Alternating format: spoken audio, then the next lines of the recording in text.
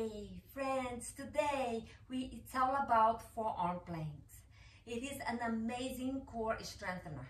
It brings a lot of support into the shoulders, so if you're having any kind of wrist problem, is a good way to go. It will get you strong. If you haven't yet, please subscribe, like this channel, like this video. It's all about building your core, your physical strength, your yoga practice. And if you like and subscribe, you get more videos like this. Thank you for joining me today. Come into your mat and come into your forearms. Engage your core, tuck your toes under and lift your knees off the ground.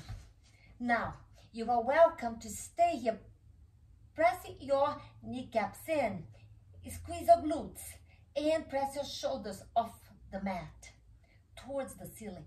Now, bringing your attention into your breath, inhale, exhale. Now we are going to pulse your heels back and forth. Pulse. Are you squeezing your core? Are you breathing?